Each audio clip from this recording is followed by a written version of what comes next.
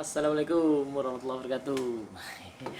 Halo teman-teman, ketemu lagi di video kita yang di hari libur ini agak ngeblur ya antara liburan sama bekerja itu karena seminggu ini emang di rumah dan alhamdulillah jadi bisa punya waktu lumayan untuk dimanfaatkan membaca, sharing gitu di sela-sela waktu yang mungkin selama ini kepake buat perjalanan ya gitu. Jadi alhamdulillah. Nah, saya udah buat beberapa seri video yang lain, tapi tadi kepikir tadi malam ya, gara-gara tadi malam habis sebuah practice group online gitu, kayaknya menarik juga kalau kita lanjutin bahasan kita di vlog ini tentang NLP.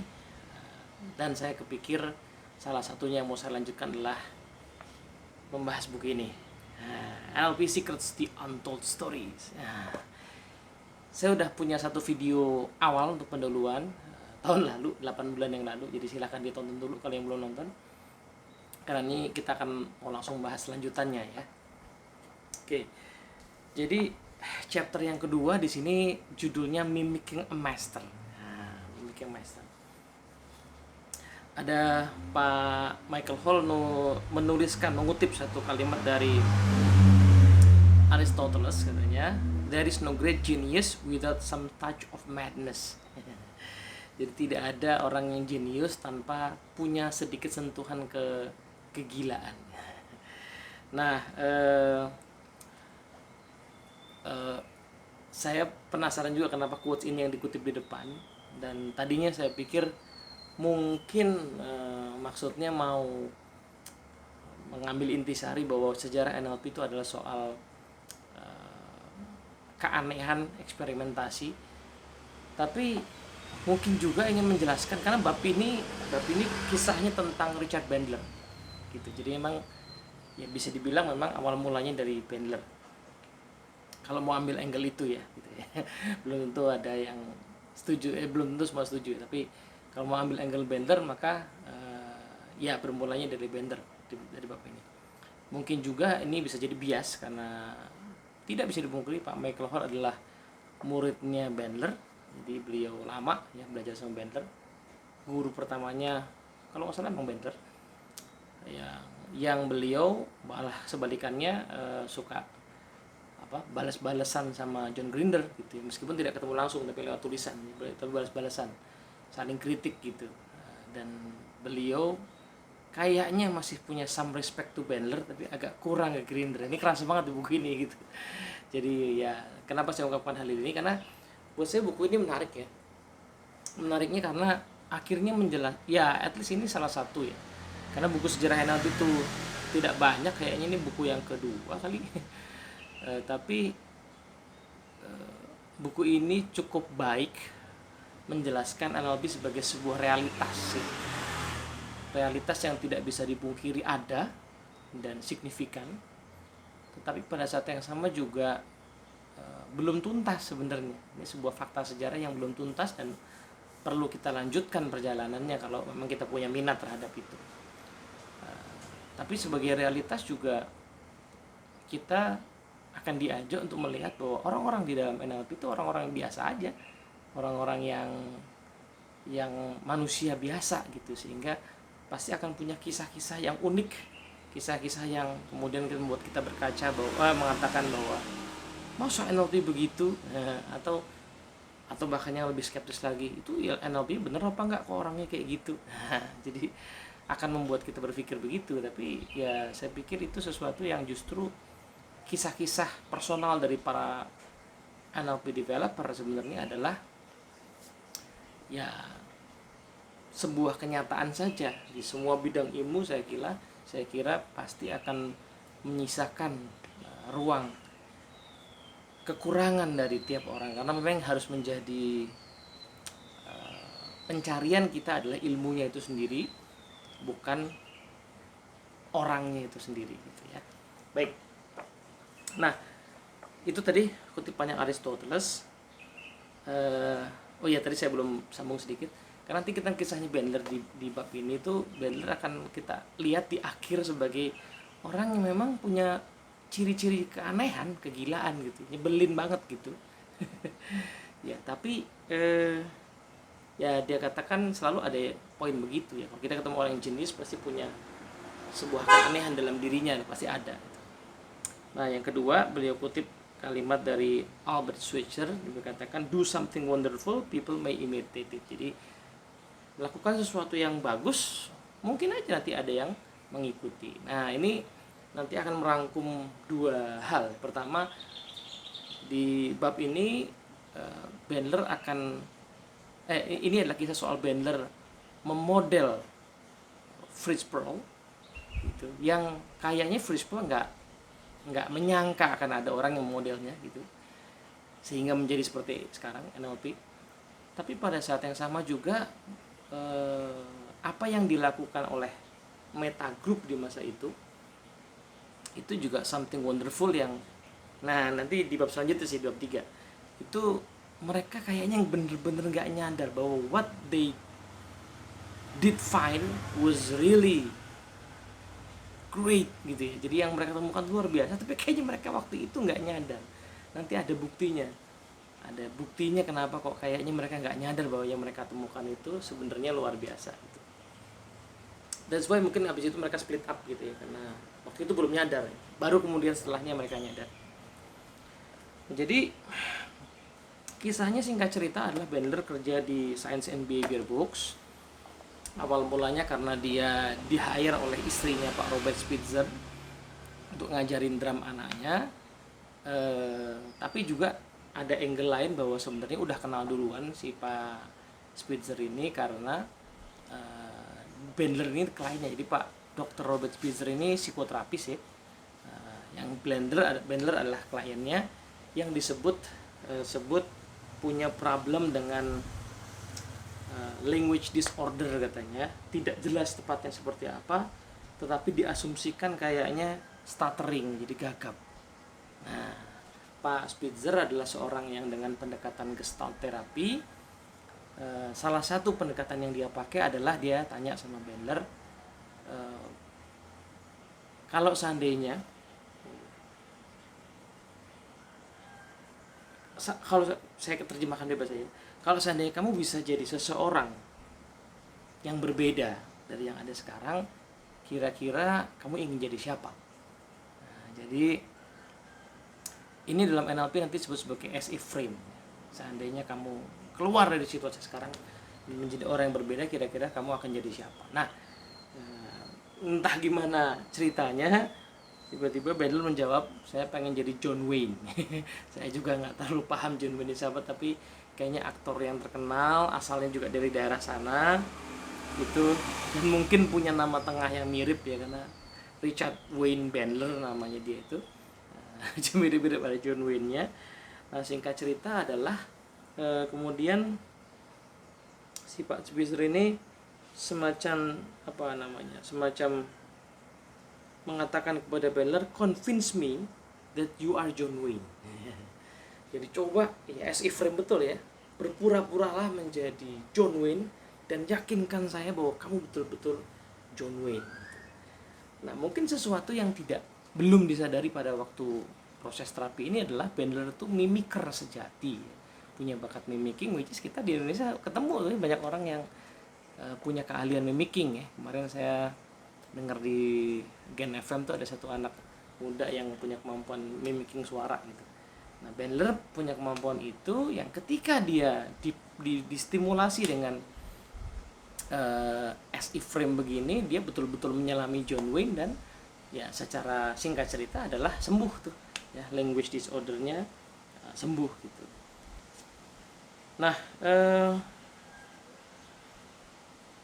kayaknya proses ini membuat, apalagi ya keberhasilan terapi ini, kemudian kedekatan dia dengan Robert Spitzer di masa itu, which is orang psikologi, kayaknya menimbulkan minat dalam diri Bandler untuk belajar. Ada yang jualan ya, dimaklumi aja nih lagi di rumah soalnya. Kayaknya menimbulkan minat dalam diri Bandler untuk belajar psikologi. Jadi realnya adalah dia belajar psikologi di Foothill College. Yes, katanya dia ngambil course, ya, mata kuliah matematika, computer science, tapi dia tidak pernah menjadi seorang ahli matematik dan dia bukan computer scientist. Jadi kalau kita baca sejarah tentang Bandler itu backgroundnya matematika, computer science, itu iya tidak sepenuhnya akurat menurut pandangan ini, karena ya dia nggak pernah kuliahnya yang tercatat resmi adalah psikologi gitu. Dia punya master degree dari Lone Mountain College, tapi orang-orang meragukan apakah dia seorang kemudian dia betul-betul menjadi doktor psikologi. Ada yang bilang itu iseng-isengnya Bandler doang, ada yang bilang itu dokter honoris causa, ada yang ngasih dia kampus di mana somewhere gitu, yang juga agak sulit dibuktikan gitu, karena memang, nah di sisi lain Bandler tuh orangnya suka exaggerate gitu ya, suka apa namanya melebihkan sesuatu. Nah ini mungkin sisi madness-nya tadi, di balik kejeniusannya ada keanehannya itu. Nah singkat cerita, bukan singkat cerita, mari kita zoom in sedikit ya. Jadi dia di hire untuk belajar, untuk ngajar drum, terus dia juga pasiennya sembuh gitu ya. Dia punya minat psikologi. Singkat cerita saya ngebayangin Dr. Spitzer ini ya udah hire aja deh. Kebetulan si Dr. Spitzer ini lagi dapat amanah rekaman dari Fritz Perls. Jadi Fritz Perls itu menjelang masa akhir hidupnya, dia merekam sesi terapinya, kemudian nanti niatnya memang mau dibukukan. Nah, jadi dikatakan bahwa tidak hanya sesi terapi itu sekedar rekaman sesi terapi, tapi itu adalah dia di dalam versi terbaiknya, katanya begitu. Nah, sehingga kalau kita lihat, kalau katanya ya, jadi di rekaman itu ada kombinasi antara Fritz Perls melakukan terapi dan Fritz Perls menjelaskan proses itu kepada orang lain, mungkin audiens lah barangkali begitu. Nah, rekaman itu diserahkan kepada Spitzer untuk dijadikan buku. Nah, Bandler lah yang dapat tugas untuk melakukan transkrip, which is kalau teman-teman ngalamin mentranskrip wawancara itu ya harus ngulang-ngulang gitu ya. Kita harus mendengarkan dengan seksama, yang sepertinya menimbulkan minat Bandler, dan dia pelan-pelan menyadari ini Fritz Perls ini unik sekali ya gitu, orangnya kok seperti bisa menghasilkan tanda kutip ya sebuah keajaiban hanya dengan menggunakan kata-kata. Nah, kebetulan dia mimiker yang sangat berbakat, dia mulai meniru ya, di balik kerjaan dia mulai meniru. Dan di bab ini dikisahkan dia berdiskusi juga dengan Robert Spitzer, yang sampai kadang-kadang Dr. Spitzer itu salah nyebut gitu ya. Jadi gini loh, Bandler gitu. Jadi dia sampai suka salah sebut saking miripnya. Nah, dia kuliah di di University of California Santa Cruz. Somehow kenal dengan yang namanya Frank Pucelik. Nah, Frank Pucelik ini mana nih ya? Seorang yang mahasiswa juga yang baru pindah ke California, kuliah di kampus yang sama. Nah, bab ini juga unik karena dia men-zoom in situasi dari kampus itu. Jadi Christ College itu kampus yang baru ini. Gedeannya University of California Santa Cruz, tapi bukan di Santa Cruz itu sendiri, dia agak di atas katanya, di daerah hutan Redwood. Nah, menariknya kampus ini baru yang didesain dengan pendekatan yang cukup radikal, berasal dari ide-idenya Human Potential Movement. Bahkan ada satu college yang tadinya mau dikasih nama Carl Rogers College gitu. Yang idenya itu seperti T-group gitu ya. Jadi grup diskusi yang tadinya itu awal mulanya buat terapi, kemudian berkembang menjadi proses untuk belajar. Jadi di Christ College ini tidak ada nilai, tidak ada apa tadi ya, lupa saya bagian ini. Nah, singkat cerita Fritz Perls itu orang yang unik juga dalam pendekatan terapinya. Ini ada kisah unik juga di dalam bab ini soal Fritz Perls yang dulu ternyata pernah belajar psikoanalisa, lalu dia pengen ketemu sama Sigmund Freud tapi nggak dapet kesempatan, dia agak sebel gitu, kemudian dia meninggalkan psikoanalisa, dia ketemu sama Max Wertheimer yang pencetus teori tentang Gestalt. Jadi percampuran antara background psikoanalisa dan Gestaltnya melahirkan Gestalt terapi gitu, yang sangat unik, campuran antara keilmuan Gestalt tapi juga ada unsur-unsur keanehan, keunikan, madness-nya si Fritz Perls juga. Fritz Perls ini orang yang aneh sih sebenarnya ya, kalau ngomong kasar gitu ya, sering banget kata-kata kasar yang tidak layak mungkin untuk kita ungkapkan keluar tuh dalam sesi terapinya. Nah, saya curiga modelingnya Bandler ini juga rada kebablasan. Jadi tidak saja dia itu mengambil ide dari Fritz Perls secara untuk sisi terapi, tapi juga mungkin ngambil dari sisi kepribadian juga. Dan ini dimaklumi, maksudnya terjadinya dimaklumi karena kalau dikisahkan di sini, jadi kisah ini, bab ini itu menegaskan bahwa Bandler sama Grinder itu nggak pernah ketemu langsung sama Fritz Perls. Ya, mereka hanya belajar lewat rekamannya. Grinder belum ketemu nih, ini belum masuk ke Grinder. Jadi Bandler sama Frank Pucelik dulu, sama peminat Gestalt. Frank Pucelik udah pernah kuliah di tempat lain yang pernah mendalami Gestalt secara teoretik, ketemu sama Bandler, mereka bikin grup eksperimentasi yang kemudian ya berkembang ya, jadi banyak, saya lupa 1 apa 2 grup itu akhirnya. Nah, tapi mereka nggak pernah ketemu langsung sama Fritz Perls, jadi hanya betul-betul lewat sumber-sumber sekunder gitu ya, yang tadi rekaman tadi. Otomatis karena kelebihan Bandler mimicking, dia niru segalanya kan, sampai ke bagian-bagian yang mungkin seharusnya tidak perlu ditiru juga gitu ya, suka ngerokoknya. Karena dikisahkan di bab ini sebelumnya itu Bandler sebelum sembuh dari Bandler tuh anak yang sopan gitu menurut Robert Spitzer, anak yang sopan, anak yang kalem gitu. Tapi kita sekarang mengenal nggak begitu ya, mungkin perubahannya karena modeling yang mungkin berkebablasan. Gitu. Nah, jadi kalau dilihat Pak Michael Hall kemudian mencoba mengambil reflection sama secrets ya. Jadi NLP itu dimulai dengan mimicking sebenarnya, belum jadi modeling ya. Dari mimicking, copying, finally modeling nantinya. Bandler sama Pucelik itu justru pelopor awalnya karena Grinder masuk belakangan.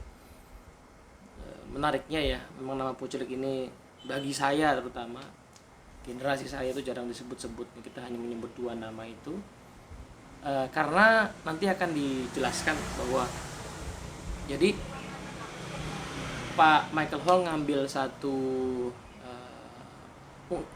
istilah dari Malcolm Gladwell ya. Kadang-kadang sebuah pengembangan atau pergerakan itu memerlukan yang namanya maven, tapi juga memerlukan namanya konektor. Maven itu orang yang ahlinya, yang expertnya gitu. Tapi maven ini untuk bisa dinikmati oleh banyak orang, dia perlu konektor. Nah, saya ingat artikel, lupa tepatnya, tapi saya ingat artikelnya ketika nama Frank Pucelik kembali diangkat ya, oleh John Grinder some years ago lah, saya ingat itu. Kemudian waktu Pak Michael Hall bikin conference di Eropa, di Inggris kayaknya ya, dia akhirnya berkesempatan untuk ketemu sama Frank Pucelik. Sebelumnya saya baca artikelnya dia itu, dia seperti ya, saya merasakan seperti ada skeptis tentang bener gak sih ini orang ketiga gitu ya, the third man in NLP, bener gak sih gitu. Tapi pas setelah ketemu itu artikelnya beda banget ya, sangat apresiatif terhadap Pucelik karena pertama orangnya sangat menyenangkan katanya, jadi friendly banget, sangat menyenangkan. Jadi sepertinya Pucelik ini yang punya keahlian ngumpulin banyak orang ya kan, karena Bendel sendiri kalau ngelihat sosok menyebalkannya ya mungkin agak susah ngumpulin banyak orang.